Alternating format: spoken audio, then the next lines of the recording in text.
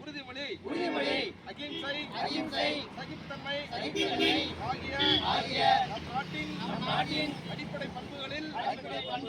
தளராத நம்பிக்கையுடைய இந்திய மக்களாகிய நாம் எவ்வகையான பயங்கரவாதத்தையும் தீவிரவாதத்தையும் வன்முறையையும் முழு ஆற்றலோடு எதிர்ப்போம் என உறுதியேற்போம். எல்லா மக்களிடத்தும் அமைதி சமுதாய ஒற்றுமை மத நல்லிணக்க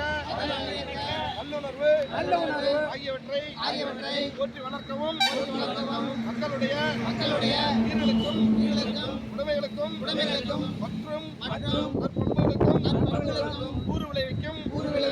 பிரிவினவாத சக்திகளை எதிர்த்து போராடவும்